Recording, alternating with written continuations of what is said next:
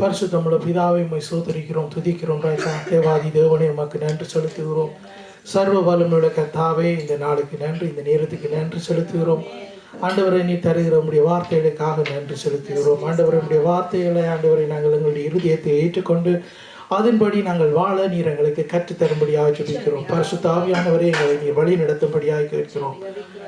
இயேசுவே உம்முடைய கரத்திலே எங்களை முற்று முழுதுமாக ஒப்புக் கொடுக்கிறோம். ஆண்டவரை நான் இல்லை, என்னுடைய சுயம் அல்ல, நீர் பேச வேண்டும் என்று சொல்லி ஜெபிக்கிறேன். இயேசுவின் வல்லமையுள்ள நாமத்தினாலே ஜெபம் பண்ணி இருக்கிறேன் பிதாவே, ஆமென். விடிவெள்ளி நட்சத்திரம், எத்தனை பேர் விடிவெள்ளி நட்சத்திரத்தை கவனித்திருக்கிறீங்க, பார்த்துருக்கிறீங்க? சமருக்கு நல்ல வடிவாக பார்க்கலாம், விண்டரு கொஞ்சம் கஷ்டம். நாங்கள் ஒரு சின்ன ஒரு வீடியோவை நாங்கள் பார்த்துட்டு நாங்கள் கடந்து செல்வோம். பாருங்கள், இதுதான் விடிவெளி நட்சத்திரம். இது வந்து கொண்டே இருக்கிறது, இன்னும் சூரியன் உதிக்கவில்லை.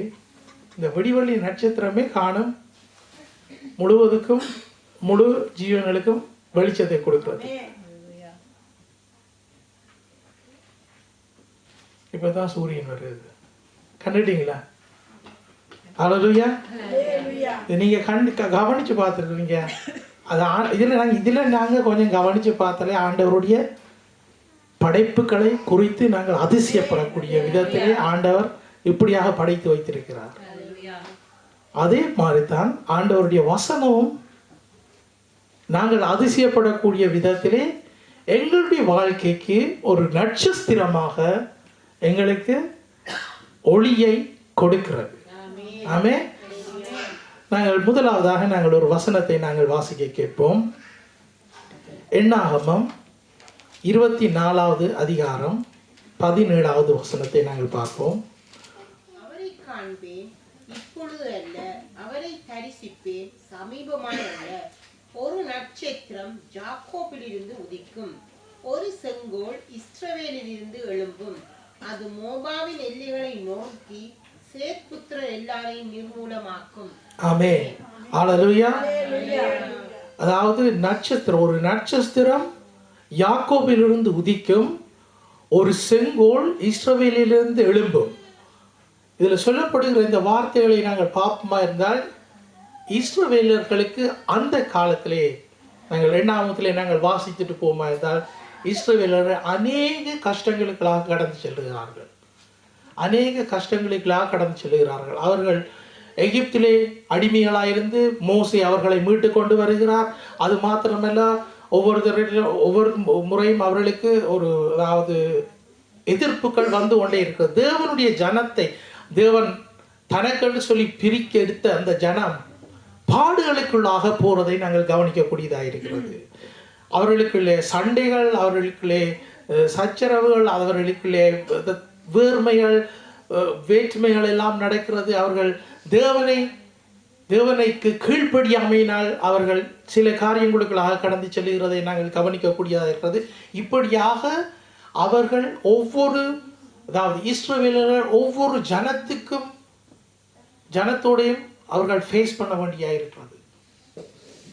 பாருங்கள், இப்படியான காலகட்டத்திலே நாங்கள் எங்களுடைய சிந்தனைக்கு நாங்கள் எடுத்துக்கொள்வோமா இருந்தால், இந்த எத்தனை வருஷம் இஸ்ரவேலர்கள் எகிப்திலிருந்து போகிறார்கள், எவ்வளவு நாட்கள் புறப்பட்டு போகிறார்கள், எத்தனை வருஷங்கள்? 40 வருஷம். இப்போதைய காலத்தில் நாங்கள் பார்ப்போம் இருந்தால் 40 வருஷம் தேவையில்லை. ஆனால் 40 வருஷம் ஆண்டவர் அவர்களை நடத்தி போனதுக்கு காரணம் என்னென்றால் கீழ்ப்படியாமை. அந்த கீழ்ப்படியாமை நிமித்தம் ஆண்டவர் தனக்கேற்ற மாதிரி அந்த ஜனத்தை தன்னுடைய வழிக்கு கொண்டு வர்றதுக்கு அவர்கள் பாலைவனத்துக்கூடாக அவர்கள் செல்லுகிற அந்த பாதை சுற்றி சுற்றி சுற்றி அவர்கள் போய்கொண்டே இருக்கிறார்கள். நார்மலாக அவ்வளோ நாள் தேவையில்லை. ஆனால் ஆண்டவருக்கு கீழ்ப்படியாம அந்த ஜனத்தை குறித்து இன்னொரு வசனம் எழுதப்பட்டிருக்கிறது. என்னன்னு சொல்லப்பட்டிருக்கிறது? வணங்கா கழுத்துள்ளவர்கள். இஸ்ரவேலர்கள் வணங்கா கழுத்துள்ளவர்கள் என்று பைபிளில் எழுதப்பட்டிருக்கிறது. அதாவது ஆண்டவருக்கு கீழ்ப்படி. ஆனால் இஸ்ரவேலர்கள் ஆதி முதல் கேட்டுக்கொண்டிருக்கிற ஒரு காரியம், எங்களுக்கு ஒரு ராஜாவை தர வேண்டும், திரும்பவுமாக எங்களுக்கு ஒரு ராஜாவை தர வேண்டும். மனுஷனுடைய சுபாவம், அவன் ஆளுகை செய்யப்படுகிறவனாக இருக்கிறான். விளங்குதா? மோசேக்கு கொடுத்த ஆசீர்வாதங்களை நாங்கள் பாபமா இருந்தால் அதுல ஒரு வசனம் சொல்லுது, நான் உன்னை வாலாக்காமல் தலையாக்குவேன் என்று சொல்லி. அப்ப ஜனங்களுக்குள்ள இருக்கிற காரியம், அவர்களுக்கு இருக்கிற மைண்ட்ல இருக்கிற பெரிய ஒரு நோக்கம் என்னன்னா, அவர்களுக்கு யாராவது ஒன்று சொல்லணும், அதன்படி அவர்கள் செய்யறதுக்கு தங்களை கீழ்ப்படுத்துகிறவர்களாக இருக்கிறார். ஏன்னா அவர்கள் எங்கிருந்து வருகிறார்கள்? எகிப்திலிருந்து வருகிறார்கள். எகிப்திலிருந்து வரைக்குள்ள அவர்கள் என்ன ஒரு முறையில் நடத்தப்பட்டார்கள்? அவர்கள் ராஜாக்களாக இருந்தார்கள், அடிமைகளாக இருந்தார்கள். அந்த அடிமைத்தனம் அவர்களுக்கு இன்னும் தொடர்ந்து அப்படியே இருந்தது. அந்த அடிமைத்தனத்தின் ஆவி அவர்கள் மேல் அப்படியே இருந்தது. ஆனால் அவர்களுக்காக ஒரு ராஜா தோன்றுவார், அவர்களுக்காக ஒரு நட்சத்திரம் தோன்றும். அவர் அந்த நட்சத்திரத்தை குறித்து நாங்கள் இதில் பார்க்கிறோம்.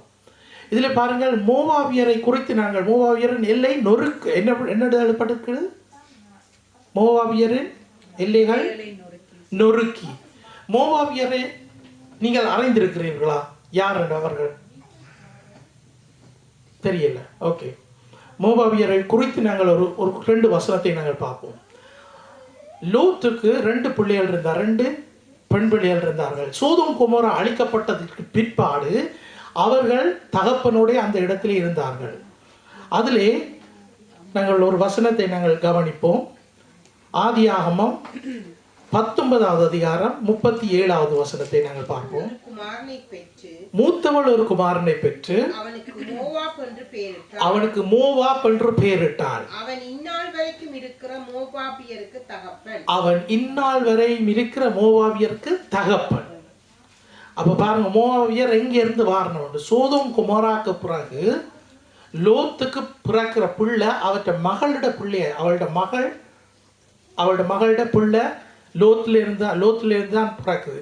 இது ஒரு ஆண்டவருக்கு பிரியமான காரியம் அல்ல. ஆனால் அப்படியாக ஒரு வழி அமைக்கப்பட்டது லோத்துக்கு. அப்படி பாருங்கள், நாங்கள் அந்த இடத்துல நாங்கள் பார்க்கிறோம், மோவாபியருடைய தொடக்கம் இந்த இடத்துல இருந்து தான் தொடங்குது. அவர்களுடைய, அதாவது இஸ்ரவேலர்களுக்கு எதிராக அவர்கள் நடந்து கொண்டார்கள். இஸ்ரவேலர்களை அவர்கள் என்ன செய்கிறார்கள்? எந்த நேரம் அவர்கள் கரைச்சல் கொடுக்கிறவர்களா, அவர்களோடு யுத்தத்துக்கு புறப்படுகிறவர்களா இருந்தார்கள். இது நிமித்தம் அந்த மோவாபியரை குறித்து இந்த வசனத்தில் நாங்கள் பார்த்தோம். 8ஆமத்திலே அவர்களை அவர்கள் நொறுக்கப்படும். அந்த வசனத்தை வாசிங்க திருப்பம், அந்த பகுதியை. அவரை காண்பேன் இப்பொழுது அல்ல, அவரை தரிசிப்பேன் சமீபமாய் அல்ல. ஒரு நட்சத்திரம் யாக்கோபிலிருந்து உதிக்கும், ஒரு செங்கோல் இஸ்ரவேலிலிருந்து எழும்பும். அது மோவாபின் எல்லைகளை நொறுக்கி சேத் புத்திரர் எல்லாரையும் நிர்மூலமாக்கும். பாருங்கள், இப்ப எங்களுக்கு விளங்குது மோவாபியரை குறித்து எப்படியாக சொல்லப்பட்டிருக்கிறது என்று. அடுத்த வசனத்தை நாங்கள் பார்ப்போம். அடுத்த வசனம் என்ன சொல்லுது? எண்ணாகமம் 4வது அதிகாரம் 25:1. இஸ்ரவேல் சீத்திமிலே தங்கி இருக்கையில் ஜனங்கள் மோவாபின் குமாரத்திகளோடு வேசித்தனம் பண்ணத் தொடங்கினார்கள். ஜனங்கள் மோவாபியரின் குமாரத்திகளோடு வேசித்தனம் பண்ண தொடங்கினார்கள். அதாவது இஸ்ரவேல் ஆண்டவருக்கென்று சொல்லி ஆண்டவர் தனக்கென்று சொல்லி எடுத்துக்கொண்ட ஒரு ஜனம். அந்த ஜனம் இப்ப என்ன செய்கிறார்கள்னா வேசித்தனத்துக்கூடாக கடந்து செல்கிறார்கள். வேசித்தனம் என்றால் அந்த இடத்திலே ஆண்டவருக்கு அருவருப்பான காரியங்களுக்குள்ளாக அவர்கள் கடந்து செல்கிறார்கள். ஆண்டவருக்கு பிடிக்காத காரியங்களுக்குள்ளாக கடந்து செல்கிறார்கள். பழைய காலத்தில், அதாவது பழைய பாட்டில் நாங்கள் பார்ப்போமா இருந்தால், பழைய பாட்டில் எழுதப்பட்டிருக்கிறது. இஸ்ரவேலை குறித்து நாங்கள் தொடக்கத்திலிருந்து பார்த்துட்டு வர்றோம். இஸ்ரவேல் என்ன செய்யறாங்கன்னா, பாவத்தில் விழுகிறதும் திருப்ப ஆண்டவர்கிட்ட மன்னிப்பு எடுக்கிறது, பாவத்தில் விழுகிறதும் திருப்ப ஆண்டவர்கிட்ட மன்னிப்பு எடுக்கிறது. இவ்வளவுக்கும் இதுக்குள்ள ஒவ்வொரு காலகட்டத்துக்குள்ள ஆண்டவர்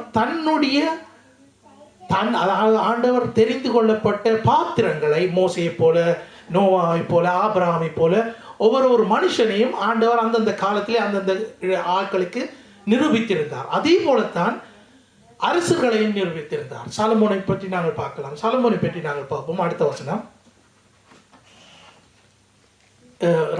1 ராஜாக்கள் 11:1.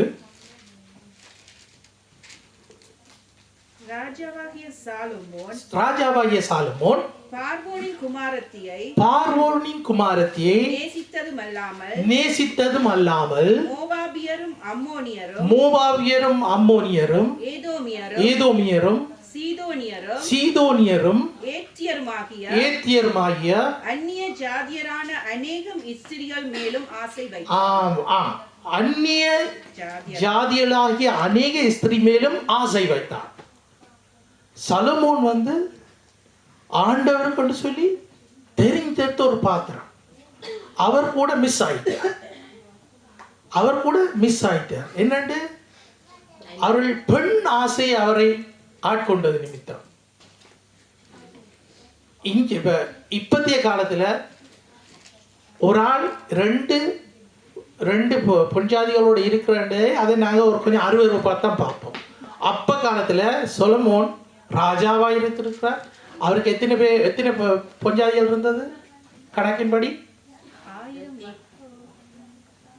102 காணுமா? அந்த 1000 என்ன மாதிரி ஹேண்டில் பண்ணி இருப்பார்?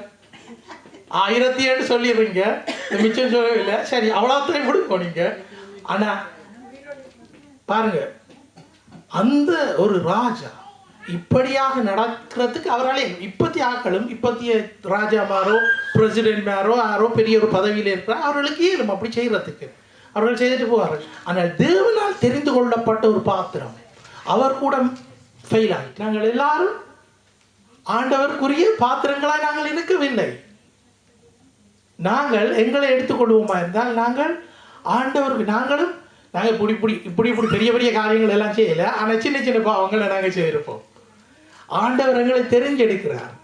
ஆண்டவர் எங்களை தெரிஞ்செடுத்து தனக்குள்ள வளர்த்து வருகிறார். அப்போ நாங்கள் என்ன செய்கிறோம்? நாங்கள் பாவத்தில் விழுகிறோம், திரும்ப ஆண்டவர்கிட்ட மன்னிப்படுகிறோம். பாவத்தில் விழுகிறோம், மன்னிப்படுகிறோம். ஒரு கொஞ்சம் காலம் போக நாங்களும் படித்து எங்களுக்கு இல்லையா பரிசுத்த ஆவியானவர் பேசுவார், நீ இப்படி நடந்து கொள்ளலாது. என்னண்டு நீ திரும்ப பாவத்தில் விழுந்துட்டு திரும்ப மன்னிப்பு எடுத்துட்டு திரும்ப ஞாயிற்றுக்கிழமை நல்ல புள்ள மாதிரி நடிக்கலாது. இது நாங்கள் எப்படி பாவம் செய்தோம் நாங்கள் எங்களை யோசித்து பாப்பமா இருந்தால் எங்களுடைய வாயினாலே நாங்கள் பாவம் செய்கிறோம், எங்களுடைய சிந்தனையினாலே நாங்கள் பாவம் செய்கிறோம், எங்களுடைய நடத்தையினாலே நாங்கள் பாவம் செய்கிறோம். அதாவது எங்களுடைய வாயினாலே நான் என்னென்று பாவம் செய்திருக்கிறேன். நாங்கள் யாரையும் திட்டுவோமா இருந்தால் அவர்களுக்கு எங்களுடைய வாயினாலே நாங்கள் சாபத்தை நாங்கள் பேசுகிறோம். நாங்கள் யாரையாவது நம்மள சர்வசாதாரணமாக நடக்கிறது. வீட்டில் பிள்ளைகளுக்கு காட்டிங்க, பிள்ளைகளுக்கு பேச்சு விழுந்தான். அந்த பிள்ளைகள் திருந்து மட்டும் பேச்சு விழுந்தான். ஆனால் நாங்கள் எவ்வளோத்த கொட்டுருமாவோட தலையிலன்றது எங்களுக்கு தெரியல, எங்களோட கண்களுக்கு. அப்ப அநேக குடும்பத்துக்கு மேல ஒரு பெரிய ஒரு சாபம் இருக்கிறது. இந்த சாபங்கள் அவர்களை விட்டு, பிள்ளைகளை விட்டு, தாய் தந்தையரை விட்டு, ஏன் சபைக்கு கூட சாபங்கள் போட்டிருப்பாங்க. சில பேர் பாஸ்டருக்கு கூட சாபங்கள் போட்டிருப்பாங்க. சபைக்கு மேல இந்த சபை இப்படியே சுக்குநூறா போகணும், இந்த சபையில ஆத்துமாக்கள் வரக்கூடாதுன்னு சொல்லி அப்படியும் இருக்குது. ஏனென்றால் ஆண்டவர் சொல்லுகிறார், உன்னுடைய வாயிலே மரணமும் உண்டு ஜீவனும் உண்டு. அது மாத்திரமல்ல, நாங்கள் ஆண்டவருக்கு சொல்லி சேர்த்தெடுக்கப்பட்ட பிள்ளைகள் என்றால் நாங்கள் சொல்லுகிறது நிமித்தம் அது அப்படியே நடந்து ஆகும். நாங்கள் சொல்லுகிறது எங்களுடைய வாயின் அறிக்கை நிமித்தம் அது அப்படியே நடக்கும். நாங்கள் எங்களுக்குள்ளே இருக்க விசுவாசம் அதை அப்படியே நடப்பிக்க செய்யும். நாங்கள் கண்ணும் கருத்துமா இருக்கலாம். நாங்கள் உண்மையாகவே திரும்பவும் பாவ மன்னிப்பு எடுக்கிறது ஒரு நன்மையான காரியம். சில பேர் நினைப்பினா, நான் ஒரு பாவம் செய்யலை, நான் என்னத்துக்கு ஒவ்வொரு நாளும் நான் பாவ மன்னிப்பு எடுக்கணும்? ஏன் நான் பாவ மன்னிப்பு எடுக்கணும்? நான் எல்லாம் ஒழுங்காத்தானே, உன்ட்ட கணக்கு நீ ஒழுங்காத்தான் செய்து கொண்டிருக்கிறான். ஆனா ஆண்டவருடைய கண்ணுக்கு, அந்த பரிசுத்த தேவனுடைய கண்களுக்கு நாங்கள் பாவம் செய்கிறோம். நாங்கள் எங்களை திருத்திக் கொள்ள வேண்டியதாக இருக்கிறது. நாங்கள் திரும்பவும் எங்களை திருத்திக் கொள்ள வேண்டியதாக இருக்குது. நாங்கள் தொடர்ந்து அடுத்த வசனத்தை நாங்கள் கவனிப்போம். அதிக உறுதியான தீர்க்கதரிசன வசனமும் நமக்கு உண்டு. பொழுது விடிந்து விடிவெள்ளி உங்கள் இருதயங்களில் உதிக்கும் அளவும் இருளுள்ள ஸ்தலத்தில் பிரகாசிக்கிற விளக்கை போன்ற அவ்வசனத்தை கவனித்திருப்பது நலமாயிருக்கும். அருமையான வசனம். இன்னொரு வாசிங்கோ. அதிக உறுதியான தீர்க்கதரிசன வசனமும் நமக்கு உண்டு. எல்லாரும் சொல்லுங்க, அதிக உறுதியான தீர்க்கதரிசன வசனமும் நமக்கு உண்டு. பொழுது விடிந்து விடிவெள்ளி உங்கள் இருதயங்களில் உதிக்கும் அளவும், தொடர்ந்து வாசிங்க, இருளுள்ள ஸ்தலத்தில் பிரகாசிக்கிற விளக்கை போல அவ்வசனத்தை கவனித்து இருப்பது நலமாயிருக்கும். ஹல்லேலூயா, ஹல்லேலூயா சொல்லுவோமா? ஆண்டவர் உண்மையாகவே எங்களுக்கு வசனத்தை தந்திருக்கிறார். அந்த வசனத்தை நாங்கள் எடுத்துக்கொண்டு அதே எங்களுக்கு வெளிச்சமாயிருக்கிறது. சங்கீத புஸ்தகத்தில் எழுதப்பட்டிருக்கிறது என்னென்று, உம்முடைய வசனங்கள் என்னுடைய பாதைக்கு, என்னுடைய கால்களுக்கு தீபமும் பாதைக்கு வெளிச்சமாயிருக்கிறது. அந்த வசனங்களை நாங்கள் ஒவ்வொரு நாளும் எடுத்துக்கொள்ளணும் எங்களுக்குள்ள. ஆண்டவரே, நான் இந்த இருள் அடைந்த இந்த உலகத்திலே தேவன் இயேசு கிறிஸ்து உண்மையாகவே ஒளியை கொண்டிருக்கிறார். அவர் நட்சத்திரமாக, அவர் விடிவெள்ளி நட்சத்திரமாக எங்களுக்குள்ளே உதிக்கிறார். அதை நாங்கள் எடுத்துக்கொள்ளணும். உண்மையாகவே நாங்கள் இருளிலே நாங்கள் தடுமாறி கொண்டிருக்காமல் தேவனுடைய ஒளியை நோக்கி நடக்கிறவர்களாய், தேவனுடைய ஒளியிலே நாங்கள் நடக்கிறவர்களாய், நாங்கள் ஒளியிலே நடக்கும்போது நாங்களே ஒளியாக மாறுகிறோம். அவர் சொல்லுகிறார், இயேசு கிறிஸ்து ஒரு வசனம் சொல்லி இருக்கிறார், நீங்கள் இந்த உலகத்துக்கு ஒளியாயிருக்கிறீர்கள், வெளிச்சமாயிருக்கிறீர்கள். நீங்கள் வெளிச்சமாயிருக்கிறீர்கள். நான் இருளுக்குள்ளே நான் இருக்கிறேன் இல்லை, திரும்பவுமா என்று வாயினால அறிக்கை பண்ண வேண்டியதாக இருக்கிறது. இந்த வசனம் உண்மையாக நல்ல வசனம். இந்த வசனத்தை நீங்கள் திரும்பவும் வீட்டில் போய் திரும்பவும் தியானியுங்க. இந்த வசனத்தை குறித்து அவருடைய தீர்க்க தரிசனம் எல்லாம் உங்களுக்கு எங்களுடைய இருதயத்தில் இருக்கிறது. நாங்கள் அதுகளை திரும்பவும் நாங்கள் சொல்லி அதன்படி நாங்கள் அதில் இருக்கிற பலனை நாங்கள் பெற்றுக்கொள்வோம். அடுத்த வசனம் சொல்லுகிறது, வெளிப்படுத்தல் 2வது அதிகாரம் 28வது வசனத்தை பார்ப்போம். விடிவெள்ளி நட்சத்திரத்தை அவனுக்கு கொடுப்பேன். ஆண்டவர் சொல்லி இருக்கிறார். ஆண்டவர் விடிவெள்ளி நட்சத்திரத்தை எங்களுக்கு கொடுக்கிறவராயிருக்கிறார். அந்த நாங்கள் விடிவெள்ளி நட்சத்திரத்தை நாங்கள் அடையவர்களாக இருக்கணும். உண்மையாகவே தேவன் எங்களுக்கு அந்த நட்சத்திரத்தில் இருந்து கிடைக்கிற அந்த வெளிச்சம் எங்களுக்குள்ளே பிரகாசிக்க வேண்டும். அந்த நட்சத்திரம் யாரா இருக்கிறார்? இயேசு கிறிஸ்து. இயேசு கிறிஸ்துவே எங்களுக்கு அந்த நட்சத்திரத்தை, அவரே எங்களுக்கு ஒளியா இருக்கிறார். நாங்கள் அவர் ஒளியிலே இருக்குமா போல நாங்களும் அவருடைய ஒளியிலே நாங்கள் நடக்க கற்றுக்கொள்ள வேண்டும். எத்தனை பேருக்கு இருட்டுக்கு இருக்க விருப்பம்? யாருக்காவது இருட்டுக்கு இருக்க விருப்பமா? இருட்டண்டாலே பயம். இருட்டுக்கு நீங்க அந்த கிளறுக்க போயிட்டு வாங்க வேண்டாலே, சிச்சி வேண்டாம் நாளைக்கு போவோம் முடிஞ்ச அப்புறம் சொல்லுவோம். பிள்ளைகளை விட்டா கிளறுக்க போக வேண்டாம், இல்லை நாளைக்கு முடிய போய் உடுப்பு எடுப்போம் அப்படி சொல்லுவாங்க. இருள் ஒருத்தருக்கு விருப்பம். இருள் யாருக்கு? இருளுக்குள்ள போறார்கள் முழுக்க பாவத்துக்குள்ள போறார்கள். இருளுக்கு இருக்கிறார்கள் முழுக்க பாவம் செய்கிறார்கள். அப்படித்தான் வசனம் சொல்லுது. இருட்டுக்கு நாங்கள் போவோம். நாங்கள் இந்த இருளுக்கு இருந்து வெளிச்சத்துக்கண்டு அழைக்கப்பட்டு நாங்கள் தேவனுக்கண்டு பிரித்தெடுக்கப்பட்ட ஒரு சந்ததியாய் நாங்கள் இருக்கிறோம். ஹல்லேலூயா. நாங்கள் கடைசியாக ஒரு வசனத்தை நாங்கள் பார்ப்போம். 22:16. சபைகளில் இவைகளை உங்களுக்கு சாட்சியாக அறிவிக்கும்படிக்கு இயேசுவாகிய நான் என் தூதனை அனுப்பினேன். நான் என் தாவீதின் வேரும் சந்ததியும் பிரகாசமுள்ள விடிவெளி நட்சத்திரமாய் இருக்கிறேன் என்றார். ஹல்லேலூயா. அவர் பிரகாசிக்கிற விடிவெளி நட்சத்திரமாய் இருக்கிறார். நாங்கள் என்ன செய்ய வேண்டும் என்றால், நாங்கள் உண்மையாகவே எங்க இருக்கணுமா? வசனம் என்ன சொல்லுவது? முதலாவது தொடக்கம் என்று சபைகளில். சபையை விட்டு வெளியிலே இருக்கிற ஒவ்வொருத்தருக்கும் இந்த நட்சத்திரத்தின் ஒளி பிரகாசிக்கிறதில்லை. சபையை விட்டு வெளியிலே இருக்கிற ஒவ்வொருத்தருக்கும் இந்த நட்சத்திரத்தை ஒளி அவர்களுக்கு பயன் கொடுக்காது.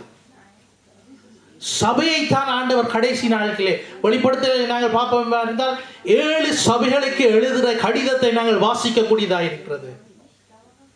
சபைக்குள்ளே இல்லாதவனவருக்கும் இந்த கடிதங்கள் போய் சேராது. சபை கூடி வருகிறதை நாங்கள் விட்டுவிடக்கூடாது.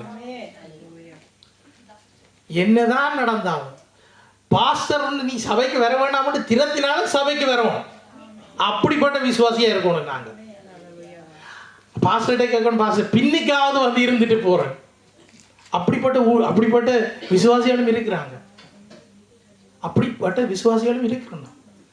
அவர்கள் ஏதாவது ஒரு பிழையை செய்திருந்தாலும் அந்த பாஸ்டர் கண்ணு கையுமா பிடிச்சிட்டாரண்டா, பாஸ்டர் ப்ளீஸ் பின்னுக்காவது வந்து இருந்துட்டு போறேன்னு சொல்லி அப்படி நடந்தே இருக்கும். கட்டாயம் நடந்து இருக்கிறத நான் கேள்விப்பட்டிருக்கிறேன். நான் அதாவது ஊழியக்காரர்கள் கூட பிழை விட்டு அவர்கள் அந்த ஊழியத்திலிருந்து தூக்கப்பட்டு திரும்பவும் அந்த ஊழியத்துக்கு அவர்களை பாஸ்டர் விட இல்லை.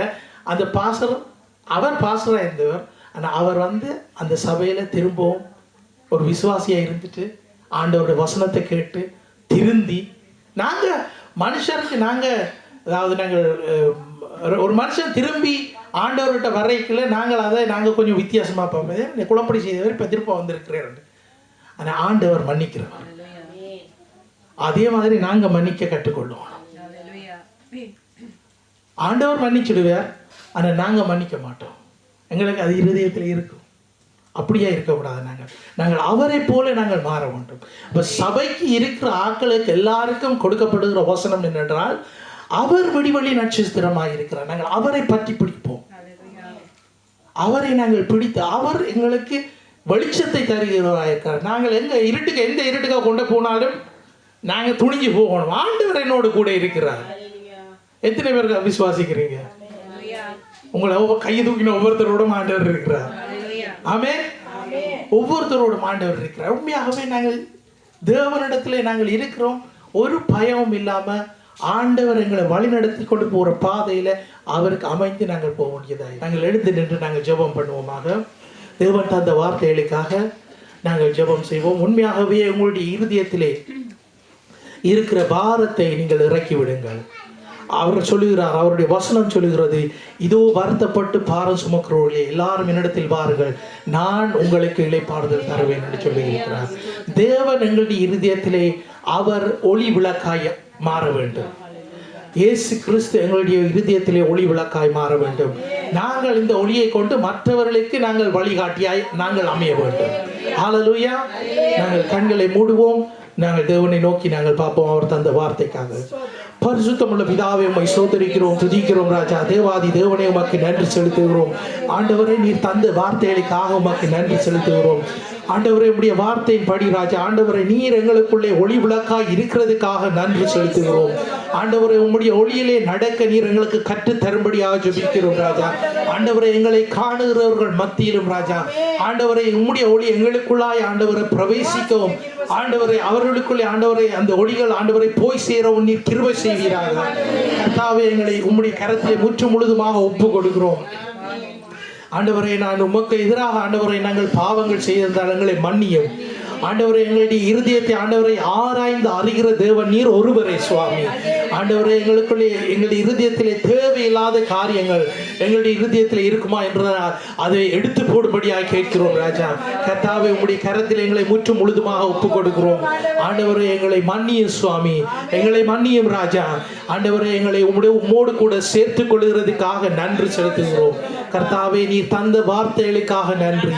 ஆண்டவரை, உம்முடைய வார்த்தையிலே நாங்கள் ஆண்டவரை பலப்படவும் உறுதியாய் நிற்கவும் நீர் கற்றுத் தருகிறதுக்காக நன்றி செலுத்துகிறோம்.